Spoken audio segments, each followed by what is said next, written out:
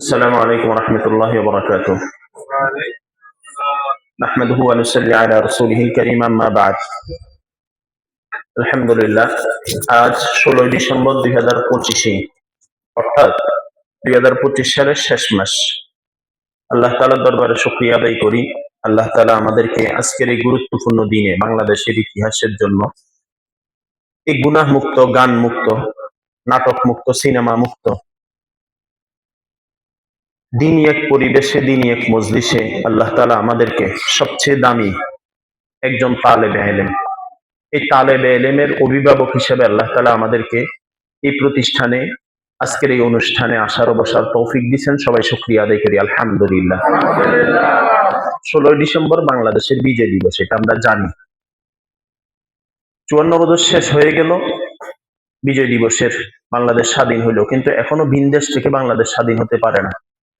এখনো আমার দেশে নিরিবিলি ভাবে, একাএকি ভাবে সত্য কথা বলনেওয়ালা হেঁটে যেতে পারে না, চলতে পারে না। গত কয়েকদিন আগে বাংলাদেশে আলোচিত একটা ঘটনা, শরীফ ওসমান হাদি, ইনকিলাব মঞ্চের মুখপাত্র, একটা তরুণ ইয়াং যুবক মানুষ, বয়স এখন হয়তো 30 হয়নি, অকপটে, অসম্ভব পারদর্শী সত্য কথা বলার ব্যাপারে। সে একটানা ভারত বিরোধী ছিল, দেশপ্রেমিক ছিল, ইসলাম প্রেমিক ছিল। তাকে দিনে দুপুরে গুলি করা হয়েছে, গতকালকে তাকে সিঙ্গাপুর নেওয়া হয়েছে। আমরা দিল থেকে দোয়া করি আল্লাহ তাআলা এই আমাদের হাদিকে সুস্থতার সাথে নেক হায়াত দান করেন। দেখেন, ডাক্তার বলে যে সে ফিরে আসার সম্ভাবনা নাই, কিন্তু আমরা হাদিস দেখি আল্লাহ রাসূল বলছেন মানুষের তাকদীর পরিবর্তন হয় না, কিন্তু হয়তো হয় দোয়ার মাধ্যমে হয়। হাজার লক্ষ কোটি মানুষ যে তাকে চিনত না, এখনো তাকে সবাই চিনে। যার নাম কেউ জানতো না, সবাই এখন তার নাম জানে। এটাই হলো আল্লাহর পক্ষ থেকে ভালোবাসা। একটা যুবক মানুষ পুরা সাম্রাজ্যরে কাফাই দিছে, প্রত্যেকটা দুর্নীতিবাজকে কাফায়া দিছে। এজন্য আল্লাহ তাআলা যাকে বলার তৌফিক দিছে, সে বলতে থাকা, সে কি থাকা, বলতে থাকা। যার তার বিরোধী যারা ছিল তারাও এখন বলতেছে যে না, তার কথাগুলো দরকারে ছিল। তো 16 ডিসেম্বর তো আসতেছে, যাচ্ছে। আমাদের দেশটা আসলে যেভাবে স্বাধীন হওয়া দরকার সেভাবে স্বাধীন এখনো হয়নি। আমরা ভারতের আধিপত্য থেকে এখনো বের হতে পারিনি। এই দেশে খায়, এই দেশে পড়ে, এই দেশের গাড়ি ব্যবহার করে, এই দেশের সুবিধা ভোগ করে, এই দেশে বসেই ভারতের পক্ষে কাজ করে। আবার এই দেশ থেকে পালিয়ে গিয়ে ভারত বসে এই দেশের বিপক্ষে কাজ করে। এরা কখনো দেশপ্রেমিক ছিল না। এরা মুখে বুলি আওড়ায় কেন দেশপ্রেমিকের কথা বলে, এইটা বলেই এরা দেশটাকে অন্যের হাতে তুলে দেয়। এরা দেশটাকে কি করে, বিষয়টা এমন, আমরা বিভিন্ন নাটকে, বিভিন্ন সিনেমায় দেখি যে গুন্ডাদের হাত থেকে, সন্ত্রাসীদের হাত থেকে নায়িকাকে, নায়কে বাঁচায়, সবাই খুশি। এবার নায়ক বিয়ে ছাড়া হাজার শত শত বছর, মানে শত শত দিন, মাসকে মাসে প্রেম করে। কোনটা হালাল, কোনটা হারাম, কোনটা কথা বুঝেন না বিষয়টা? হালাল কোনটা? দোনোটাই। হ্যাঁ, একটা হলো একটার সাথে স্বইচ্ছায় রাজি, আর একটার সাথে রাজি না, বেশ কম এই জায়গায়। কথা বুঝেন না বিষয়টা? মানে এখন তো যেই দেশে আমরা আছি, স্বামীর বিরুদ্ধে স্ত্রীরা দর্শন মামলা করতেছে, দেখতেছেন না অবস্থা কি? বনিগণা না হলে দর্শন মামলা হুমকি দেয়। কারণ যেখানে যেখানে ইসলাম নাই, ইসলাম ল ফলো করা হয় না, সেখানে অন ইসলাম, সেখানে ইসলাম বিপরীত শব্দ ঢুকে যায়।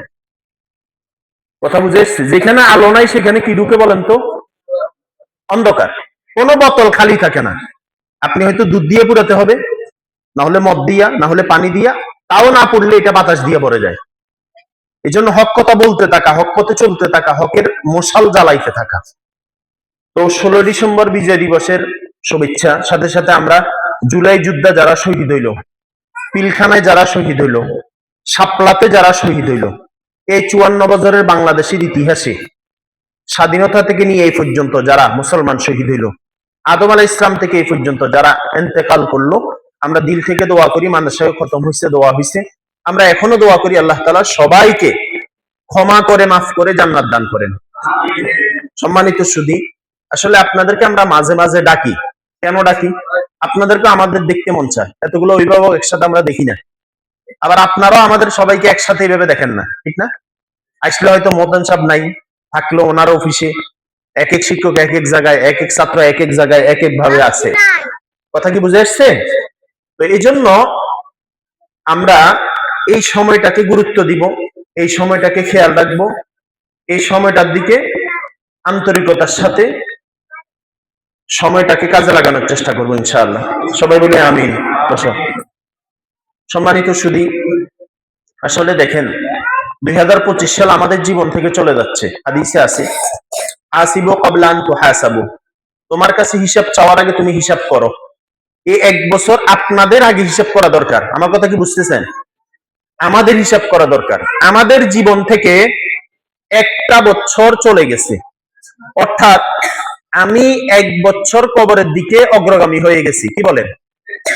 আমার বয়স যদি 30 থাকে, আমি এখন 31 বছর হয়ে গেলাম। আমার বয়স যদি 50 হয়, তাহলে আমি 51 হয়ে গেলাম। আমাদের ছাত্ররা যারা 9 বছর, এদের 10 বছর হয়ে গেছে, 12-13 বছর হয়ে গেছে। তার মানে কি? বয়স বাড়তেছে মানে কি? আমি কবরের দিকে, আমার 1 সেকেন্ড যাচ্ছে, 1 নিঃশ্বাস যাচ্ছে, তো আমি কবরের দিকে এগিয়ে যাচ্ছি। কি বলেন, ঠিক না? তো যাচ্ছি। কবর তো শ্বশুর বাড়ি না, কবর তো বিয়ের বাড়ি না, কবর তো নতুন সম্বন্ধের বাড়ি না, সেখানে আমাকে গলার মালা দিবে। কথা বুঝতেছেন না কিছু? কবর কি? এই জন্য কবরে যাওয়ার আগে কবরের সামান জোগাড় করার চেষ্টা করা, ইনশাআল্লাহ বলেন।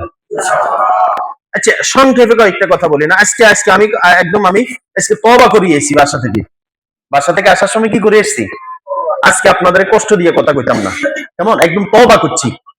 ফরজের নামাজের পর আমি দোয়াও করছি, আল্লাহ আজকে এই ভাইগুলা বোনগুলা আসবে, অন্তত আমার কথাতে আজকে একটু মধু দিয়েন।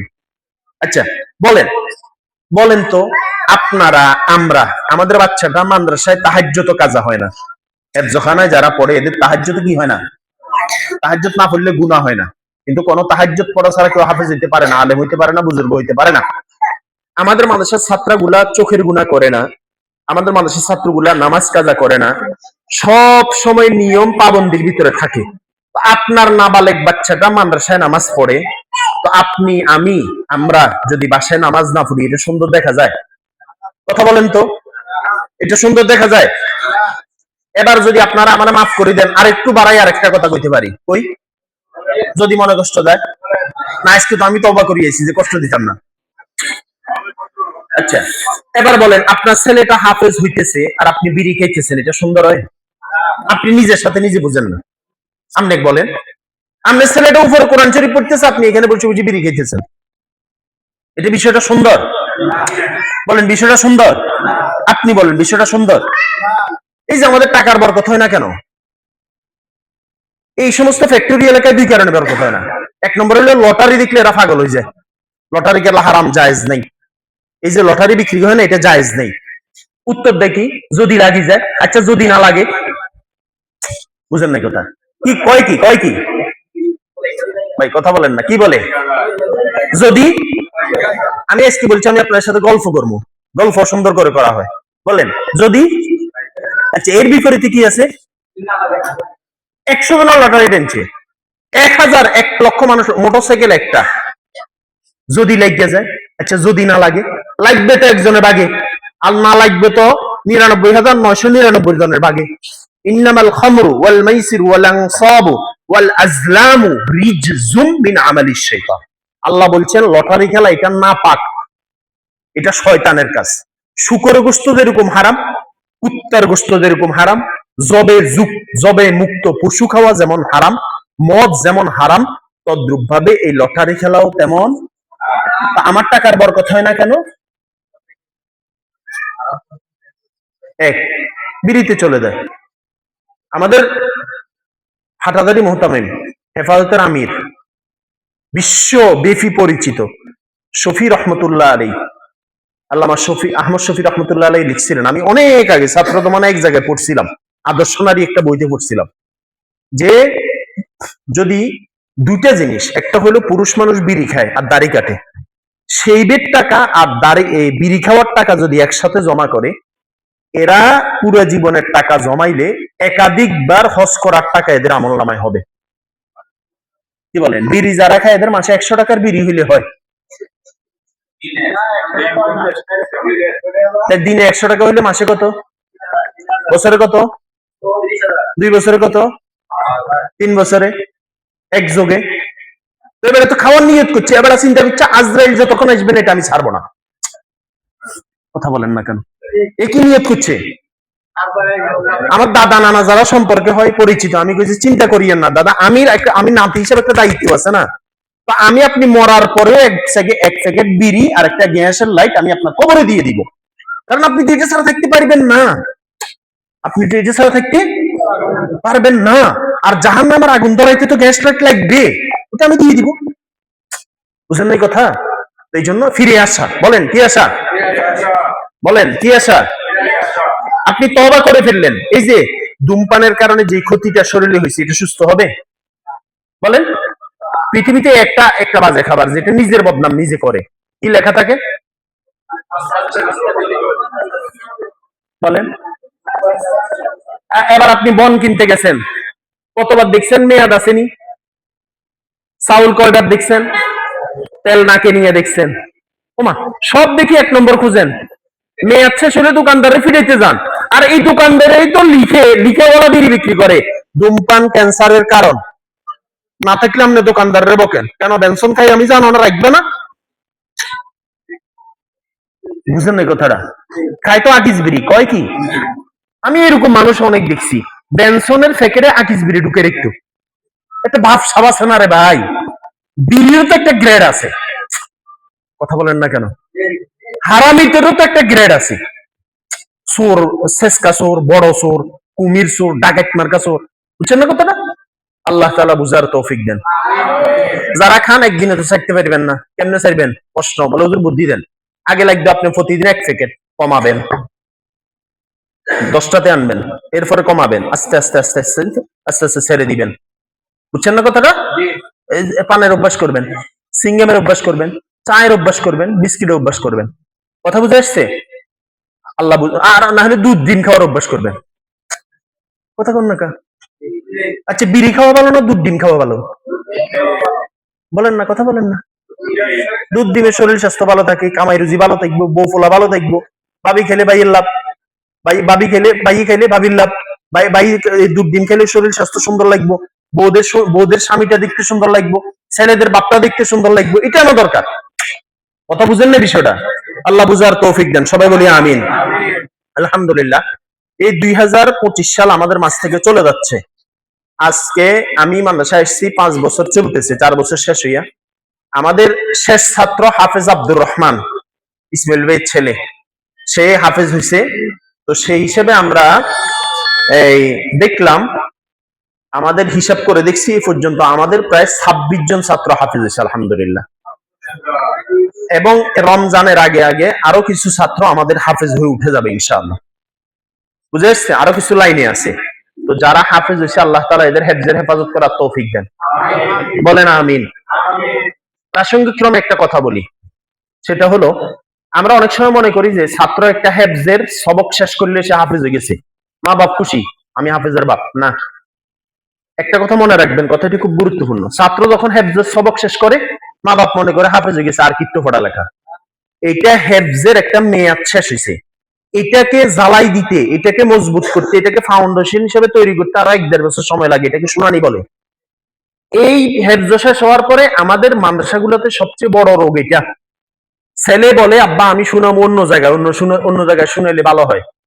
এই যে একটা কথা। আচ্ছা, অন্য জায়গায় এই ছেলেটা গিয়া পরিবেশের সাথে মিশা, তার কোন পাড়া কাঁচা, কোন পাড়া পাকা, কোন পাড়া দুর্বল, কোন পাড়া সবল, এগুলা কি ওই হুজুর বেশি জানে না যে হুজুরে যার কারে পড়াইছে ওই হুজুর বেশি জানে? কথা বলেন না? আমি দেখছি এই আমাদের 26 জন ছাত্র হাফেজ হয়েছে না, অন্তত 10-12 জন ছাত্র নষ্ট হয়ে গেছে শুধু অন্য জায়গায় শুনাইতে গিয়া। বাপেরে বুঝাই দিচ্ছে 900 দিয়া, বাপও বুঝছে তা। বাস, এবার দেখবেন চুল উল্টা, দাড়ি উল্টা, কোনো ইমান আমলের খবর নেই। এই ছেলেটাকে আমরা হেফজের শেষ সবক এখানে শুনাইতে পারলাম, শেখ করতে পারলাম, তো এর বুঝি আমরা শুনাইতে দিতে পারবো না? বলেন না? আচ্ছা, আরো একটা কষ্টকর বিষয়। আচ্ছা, যদি ছেলেটাকে এখান থেকে, এই কথাটা সবার জন্য, আপনার ছেলেটাকে যদি আপনি এখান থেকে কোনো কারণে নিয়ে যান, আপনার চাকরি চলে গেছে, দেশে চলে যাবেন, অথবা এখানে পড়াবেন না, আরো উন্নত, আরো দামি, আরো বড়, আরো মোটা মোটা হিসাবে একটা হুজুরের কাছে দিবেন, মানে আরো বেশি বেশি দামি হুজুরের কাছে দিবেন, বা বেশি দামি মানুষের কাছে দিবেন, তাহলে এই প্রতিষ্ঠানে যে পড়লো একটু হুজুরকে বলার দরকার ছিল না? কথা বলেন না, বলার দরকার ছিল না? তো না বললে হয় কি, আমি দেখছি না বললে হয় একটা ছেলে যখন চলে যায় সব শিক্ষকদের মনক্ষুণ্ণ থাকে। আহারে ছেলেটারা এতদিন পড়াইলাম, খাওয়াইলাম, এই করলাম সে করলাম, আসেন সাহেব আসেন, এদিকে আসেন, এতদিন এত কিছু করলাম, তো ছেলেটাদের নিয়ে গেল, আমাদেরকে একটু বললো না, একটু জানাইলো না। বলেন মনে কষ্ট কিনা? তো এই কি লাভ হইলো? আলহামদুলিল্লাহ একটা বিষয় কি জানেন, আমাদের এখানে ছাত্র যেটা পড়ে যায় এটাকে নিচে দেয় না, বরং উঁচে দিয়ে দেয়। আমরা দ্বিতীয় শ্রেণীর ছাত্ররে 5-6 ভাড়া পড়াইয়া নাজরাই দিই। এখন অন্য মাদ্রাসায় গেলে মাত্র নাজরে, তো নাজরা আমরা আরো 1 মাস পরে দিতেছি, আরো মজবুত করে দিতেছি। কথা বুঝতে পারছি? কিন্তু অন্য মাদ্রাসা থেকে যখন আমাদের মাদ্রাসায় কোনো ছাত্র আসে, আমরা সাথে সাথে যেখানে যতটুকু পড়ে এসেছে তারা অতটুকু দিতে পারি না। দেখা যাচ্ছে নাজরাই ঠিক না, আমরা তারা নাজরাই দিতেছি। আমার কথা কি বুঝে আসছে? এই এক। 2 নম্বর হলো এই যে সামনে জানুয়ারি মাস, আপনাদের কি খেয়াল আমরা আপনাদের বাচ্চাগুলা আমানত হিসেবে সঠিকভাবে দায়িত্ব পালন করতেছি কিনা? বলেন না, কথা বলেন। আপনাদের কি খেয়াল করতেছি? বলেন। এই জানুয়ারি আসলে ছাত্রদের ভিতরে একটা বিষয় তৈরি হয় যে আমরা নতুন মানুষে ভর্তি হবো। আবার অভিভাবকদের ভিতরে এটা আসে জানুয়ারি আসছে নতুন জায়গায় লারি। আজীব কথা। এটার দ্বারা বাচ্চাদের উপকার হয় না ক্ষতি হয়, আপনারা নিজে নিজে চিন্তা করে দেখেন। আপনারা নিজে চিন্তা করার জন্য বললাম। বুঝে এসছে কথা? বরং লেগে থাকলে হয় কি একসময় সফলতা আসে। বলেন লেগে থাকলে একসময় কি হয়? এই জন্য লেগে থাকা ভাই। সমস্যা আপনারও আছে আমারও আছে, আছে না?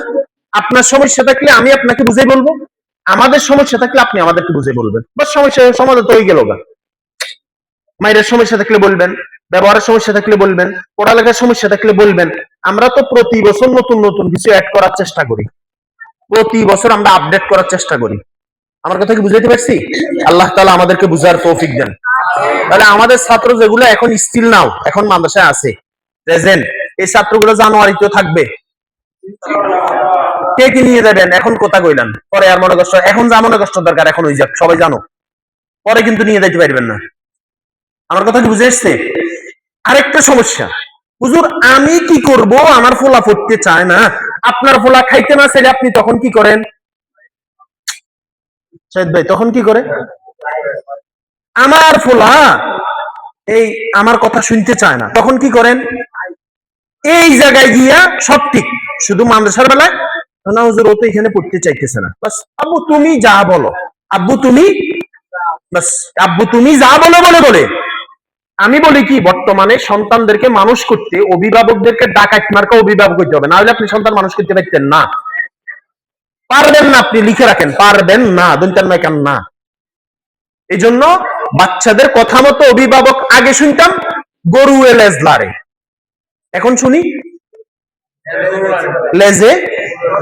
আগে শুনতাম মা বাপ ছেলে মেয়েকে চালায়, আর এখন দেখা যায় ছেলে মেয়ে, আমি তারে কি বলবো, তার মনে কষ্ট যাবে, মনে কষ্ট যাক, তার এখানে একটা বড় ফোড়া উঠছে, এটা গাইলে তার মনে কষ্ট যাইব, তা আমার কি, এটা না গাইলে তো তার ক্ষতি।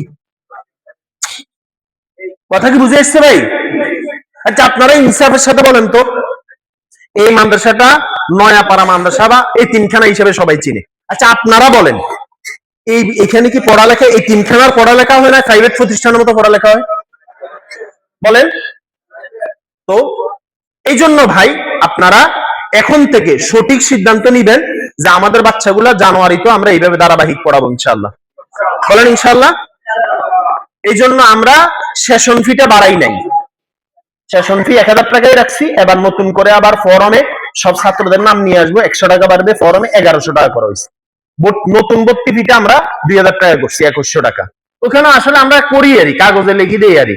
এখন ওই ছাত্র ভর্তি হইতে মনে করেন এই সাহেব ভাই রেফারেন্সে আইয়ে, কেউ আইতেছে সালাউদ্দিন খন্দকার রেফারেন্সে, কেউ কয় যে আমি অমুক ভাড়া, অমুক এলাকা, অমুকের ভাড়া, অমুক তমুক, তো দেখাচ্ছে আমরা কোনো সময় 1000, 1500, 2000 পুরো হয় না। আর জানুয়ারি যেহেতু আসতেছে, তো আসলে সব মিলেই আমরা 100 টাকা করে প্রতি বছর বাড়াই, এটা আপনারা জানেন। এর চেয়ে আমরা এত আহামরি বাড়ানোর পক্ষেও না, আর এই চাঁদা ওই চাঁদা এত রকমের চাঁদা আমরা নেইও না। কি বলেন ঠিক না? এই যে আমাদের একটা ছাত্র হাফেজ হয়ে যায়, আমরা কিন্তু কখনো বলি না যে ছাত্রদেরকে মিষ্টিও খাওয়ানোর জন্য। এই যে আমরা একটা টেস্টের ব্যবস্থা করি, এটাও কিন্তু আমরা মাদ্রাসার পক্ষ থেকে করি, অভিভাবকদেরকে বলি না, আমরা এত চাপ দিতে চাই না। কথা কি বুঝে এসছে? এই জন্য ভাই জানুয়ারি মাস আসতেছে, আপনারা আপনাদের বাচ্চাগুলোকে, আর আমাদের পরীক্ষা হলো আগামীকাল থেকে। এই বাবারা তোমরা কথা শুনতেছ? আমাদের পরীক্ষা হলো আগামীকালকে থেকে। রোববারে 11টা বাজে আমাদের মাদ্রাসা বন্ধ হবে। কি বারে কইছি? আমরা এটা ছাত্রদের বলার দরকার নাই, এরা জানে। আপনারা কোন কত তারিখ? কতক্ষণ? 21 তারিখ 11টা পর্যন্ত আপনাদের বাচ্চা আমাদের কাছে আছে। 11টার পর থেকে 28 তারিখ আসর পর্যন্ত বাচ্চারা আপনাদের কাছে থাকবে। কত তারিখ? কত তারিখ? আর এক রোববার। এবার বলেন, এই বাচ্চাগুলো যে আমরা এক সপ্তাহ ছুটি দিই, আমরা বন্ধ দেই না, ছুটি দেই। ছুটি মানে ধারাবাহিক পড়া বন্ধ থাকে, ছুটি থাকে, কিন্তু নামাজ তো ছুটি নেই, কোরআন তেলাওয়াত ছুটি আছে। এই এক সপ্তাহ যে আমরা বাচ্চাগুলোকে ছুটি দিব, আচ্ছা বলেন তো, ইনসাফের সাথে একটা কথা বলেন, আমরা বাচ্চাদের বেশি আপন হিসাবে না আপনারা বেশি আপন? আপনারা বেশি আপন, আমরা মা বাবা না, কিন্তু আপনারা আজীবন মা বাবা। তাহলে আমরা আমাদের বাচ্চাগুলোকে ছুটি দিয়া সবচেয়ে আপন মানুষ মা বাবার কাছে দেই।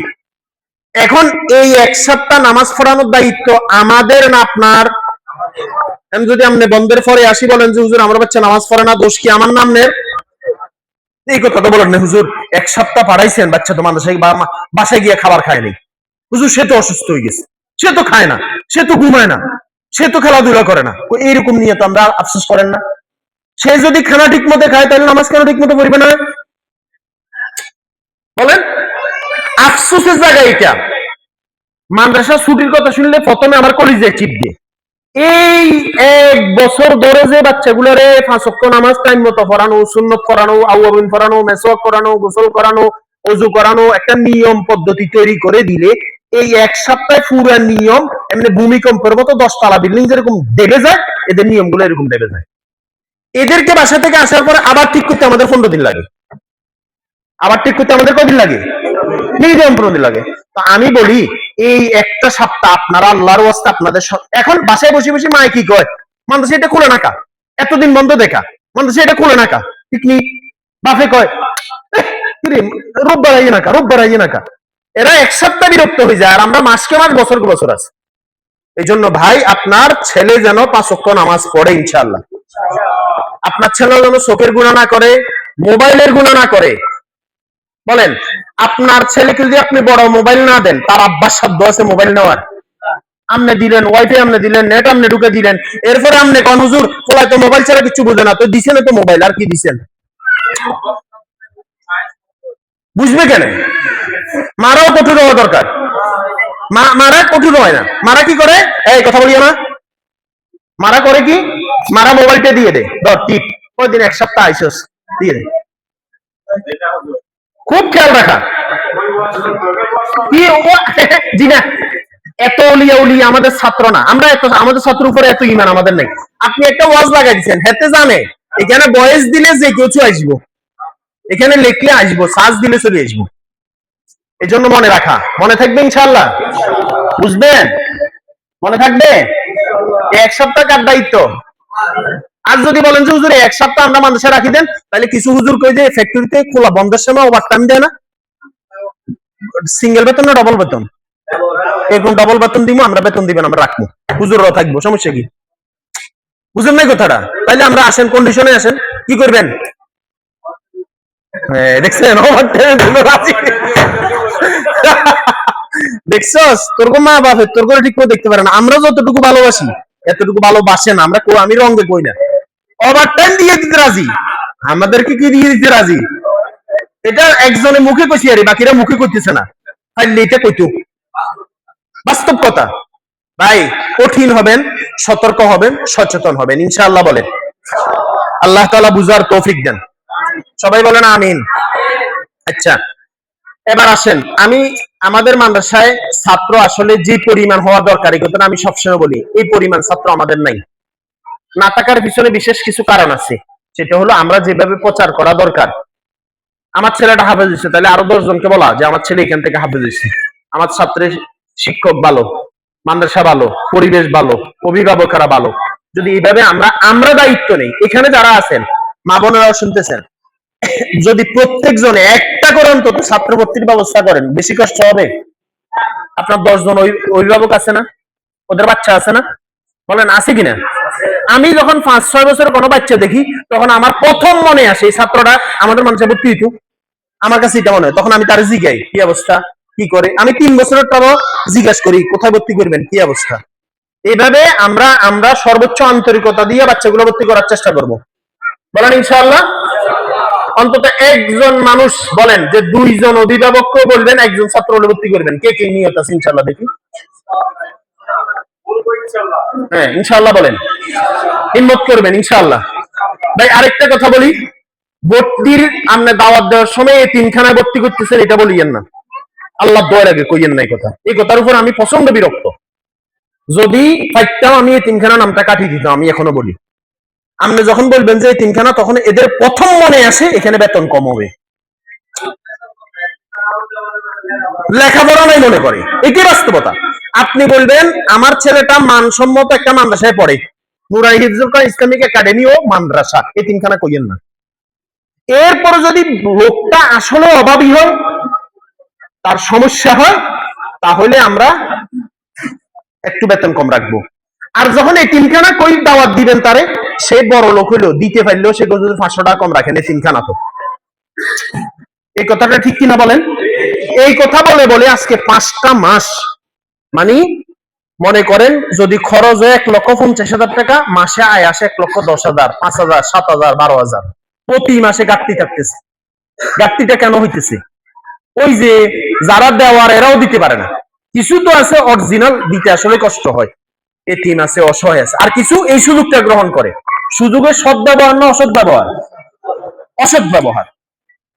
তো এই ভর্তুকিটা তো ফুরানোর কোনো সুযোগ নাই। মসজিদ থেকে আমাদের কোনো দান আসে না ওইভাবে, এলাকা থেকে ওইভাবে কোনো দান আসে না। তো এই জন্য আমরা খেয়াল রাখবো ইনশাআল্লাহ। বুঝে এসছে কথা? আল্লাহ তাআলা বুঝার তৌফিক দেন। সবাই সবার জায়গা থেকে ফিকির করবো ইনশাআল্লাহ বলেন। সবাই সবার জায়গা থেকে মেহনত করবো ইনশাআল্লাহ। মনে থাকবে? আল্লাহ তাআলা আমাদেরকে বুঝার তৌফিক দেন। আর আমরা 5 ওয়াক্ত নামাজ পড়বো, বলেন ইনশাআল্লাহ। নিয়ত করেন, কে কে নামাজ পড়ো না তো দেন। ওইদিন মাল্টির মাহফিলে ছিলেন আপনারা, আমি এই কথাগুলাই বলছি। ওইখানেও বলা হয়েছে, কোথায় বলি আমি 2 মিনিট সুযোগ পেলে 2 মিনিট হলেও বলি, 2 ঘন্টা সময় পেলে আমি 2 ঘন্টা হলেও বলি। তো এই জন্য 5 ওয়াক্ত নামাজ পড়বেন ইনশাআল্লাহ, বলেন ইনশাআল্লাহ। ঘরে ওয়াইফাই লাইন থাকলে কাটি দিবেন, ঘরে টিভি থাকলে বের করে ফেলবেন, ঘরে গুনাহের উপকরণ থাকলে কমাই ফেলবেন। কারণ হইলো দেখেন, আমাদের বাচ্চাগুলো দিন শিখতে হবে, জানতে হবে, মানতে হবে, ঠিক আছে না ইনশাআল্লাহ। তাহলে আমরা এই বাচ্চাদের মাদ্রাসার জন্য দোয়া করব, সর্বোচ্চ আন্তরিকতার সাথে চেষ্টা করবো ইনশাআল্লাহ। আপনারা যাওয়ার সময় আমরা একটা লিফলেট দিয়ে দিব, ওই লিফলেটে আমাদের বিষয়গুলো লেখা আছে। এখানে লেখা আছে, আসলে তো আমাদের তো কখনো কোনো কিছু গোপন নাই, সব ওপেন। সব কি আমরা এখন আলহামদুলিল্লাহ উপরে নিচে বিদ্যুতের ব্যবস্থা করছি, কারেন্ট না থাকলে আইপিএস আছে, এরপরে সিসি ক্যামেরার ব্যবস্থা আছে। আপনারা তো এটাও জানেন, আমাদের মাদ্রাসার আমার কাছে ছাড়া কোনো হুজুরের কাছে বড় মোবাইল নাই। আমরা মাসিক মিনিটটা তাদেরকে দিয়ে দেই। তো এদের মেহনত, চিন্তা চেতনা, যদি বড় মোবাইল থাকতো তাহলে ঘন্টা শেষে চিন্তা থাকতো বড় মোবাইলের, এখন ঘন্টা শেষে আরেক ঘন্টা চিন্তা, ঘুমের পরে আবার পড়ানোর চিন্তা, পড়ানোর পরে আবার ঘুমের চিন্তা, এই চিন্তাই চলে। কথা বুঝে এসছে? তো এই জন্য বাচ্চাগুলোর ব্যাপারে খেয়াল রাখবেন, দোয়া করবেন, চেষ্টা করবেন ইনশাআল্লাহ বলেন। আমরা এখন পুরস্কার দিব। দেখেন ভাই, এই কথাটা আমি বলি সবসময়, সবাই পুরস্কার পাবে না, পাবে? বলেন সবাই পুরস্কার পাবে? আমাদের কিছু রোগ আছে, আমার ওই রোগ আছে। কি রোগ? যে আমার বাচ্চা গত বছর পুরস্কার পাইলো, ওই বছর পাইলো না কা? আমার বাচ্চা গত মাসে পরীক্ষা পাইলো, এবার পাইলো না কা? আমার বাচ্চা ওই আঞ্চলিক পুরস্কারের প্রতিযোগিতা সেখানে পাইলো, এখানে পাইলো না কা? ওইখানে পাইলো, এখানে পাওয়া সত্য। মহিলাদের বাদ যে রান্না করে তরকারি, প্রতিদিন গোশত রান্না একরকম হয়, কথা বলেন না? প্রতিদিন ভাত রান্না একরকম হয়। আপনি প্রতিদিন একরকম ডিউটি করতে পারেন, আপনি প্রতিদিন মন মানসিকতা একরকম থাকে। তো বাচ্চা গত পরীক্ষার মন মানসিকতা হতো এই পরীক্ষায় তার ছিল না, গত পরীক্ষার মেহনত হতো তার এই পরীক্ষায় ছিল না, গত বছরের চেষ্টা হতো তার এই বছর ছিল না। এই জন্য ভালো ছাত্রটা অনেক সময় পিছনে চলে যেতে পারে। আবার একটু নর্মাল ছাত্রটাও চেষ্টার কারণে সামনে চলে এসছে। আবার অনেক সময় পরীক্ষায় তারা এমন কিছু জিজ্ঞেসে যেটা তার তাৎক্ষণিক মনে আসতেছে না, আর একটা দুর্বল ছাত্র জিজ্ঞেসে এটা তার জেহেনে আছে বলে দিচ্ছে। আমার কথা কি বুঝতেছেন ভাই? এই জন্য আমাদের এই বিষয়ে মনে কষ্ট গেলে আমাদের কিছু করার নেই ভাই, কথা বুঝে এসছে? এই বিষয়ে যদি মনে কষ্ট দেয় আমাদের কিছু করার নাই, এই বিষয়ে খেয়াল রাখবেন। বাকি বাচ্চাদেরকে আমরা অনেক সময় কি করি, এই পুরস্কার পাওয়ার পরে বাচ্চাদেরকে দমকাই, অমুকের ফলা ফাইলে তুই ফেটি না এটা এটা করে, এটা বসি বসি অমুক বাড়াটিয়ার ফলা ফাইছে টুকতে ফেলে নাকি লেগে একসাথে বাসায় থাকি, এক রকমের চাউল খাই, এক রকমের গ্যাসের লাইন ব্যবহার করি। ওরে বাবারে বাবা, তো আমাদের চেহারা সবার এক রকম হয় না কা? একটা সুন্দর, একটা কালো, একটা মোটা, একটা চিকন, একটা বাক্য, একটা লম্বা। তাহলে বুঝা গেল এই পরীক্ষার রেজাল্টের ব্যাপারেও কি হইতে পারে বলেন? হয়তো আমরা শিখবো, না হলে জিতবো। বলো, শিখবো না হলে, যদি পুরস্কার পেয়ে যাই জিতে গেলাম, আর যদি পুরস্কার না পাই শিখে ফেললাম। কথা বুঝে এসছে? এই যে সঙ্গীত গাইলো ছাত্রগুলা, এরা যে এত সুন্দর সঙ্গীত গাইতে পারে সত্যি আমি জানি না, কারণ আমি এটার উপরে এত মানে সময় দিতে রাজি না। সঙ্গীত এটা যার বিষয়, এটা খুব দরকারি বিষয় না, কিন্তু এলএম শিক্ষা করা দরকারি বিষয়। আমার কথা কি বুঝে এসছে?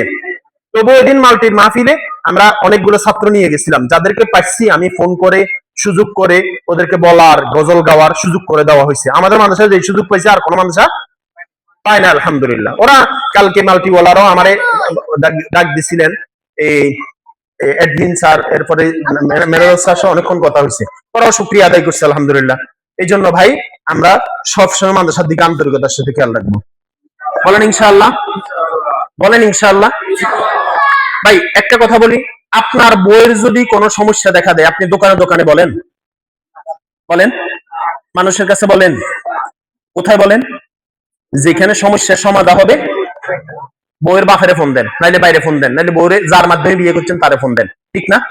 তো আমাদের মানুষের যদি কোনো সমস্যা, এটা চা দোকানে বললে সমাধান হবে, অন্য জায়গায় বললে সমস্যা সমাধান হবে? সমস্যা সমাধান করতে হলে আমাদের কাছে আসতে হবে, ঠিক আছে না ভাই? মেশিন থাকলে, মনে করেন বিদ্যুৎ, হঠাৎ লাইনে সমস্যা হইতে পারে না? এখন দোকানে বসে বসি না, ফ্যানটা বন্ধ হবে কেন? মনে করেন ফ্যানটা বন্ধ হইলো কেন, কেন হইলো, কি জন্য হইলো, কিভাবে হবে, এটা বললে লাভ হবে না একটা মেয়েকে আনলে মতো সমস্যা সমাধান? কথা বলেন। এই জন্য ভাই সমস্যা হবেই, থাকবেই, আমাদের আছে সমস্যা। বলেন সমস্যা, তো সমস্যা যেখানে সমাধান ওইখানে আমরা সমাধান করার চেষ্টা করবো ইনশাআল্লাহ। বলেন সবসময় বেশি বেশি বাচ্চার জন্য দোয়া করবেন। মা বাপের দোয়া, বুলেটের গুলি মিস হইতে পারে, মা বাপের দোয়া কি হয় না, মিস হয় না। আপনি আপনার বাচ্চার জন্য সবসময় দোয়া। আরে কাফেরও যদি হয়, মা বাপ যদি কাফেরও হয় তারও দোয়া লাগে। মা বাপ যদি কাফেরও হয় তারও খেদমত করতে হয়, সন্তান হিসেবে হক দায়িত্ব পালন করতে হয়। এটা এমন একটা সম্পর্ক। আপনি আপনার সন্তানের জন্য সবার কাছে দোয়া চান, আপনি কয়দিন দোয়া করেন? এটা হলো দরকারি বিষয়। আপনি কয়দিন যায় নামাজে উঠে দোয়া করছেন, আল্লাহ আমার ছেলেটার বড় আলেম বানাই দেন, আল্লাহ তার ইনকামের দরকার নাই আমার, কিন্তু তার দুনিয়া পরকাল ঠিক হওয়া দরকার, এটা বেলা দোয়া করবেন। মনোযোগ দিয়ে 2 রাকাত ওযু করে, সুন্দর করে ওযু করে 2 ফোঁটা চোখের পানি ফেলেন, স্বামী স্ত্রী 2 যায় নামাজে বসেন। কয়দিন পরে তো বুড়ো হয়ে যাবো, কবরে চলে যাবো।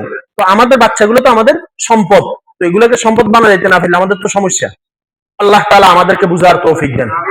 আমি আর কথা বাড়াইতে চাইতেছি না, আমিও আরেকটা মানুষের সাথে গিয়ে একটু কথা বলতে হবে, ওরা আমাকে চাইছিল। তো আমরা ইনশাআল্লাহ এই এখনই আমরা পুরস্কারগুলো দিয়ে দিব, এরপরে ইনশাআল্লাহ দোয়া হবে, এরপর আমরা ইনশাআল্লাহ সবাইকে একটু মেহমানদারির প্যাকেটটা হাতে হাতে দিয়ে দিব ইনশাআল্লাহ। প্যাকেটটার ব্যাপারে আমি আগে বলি, আর কথা সেটা হলো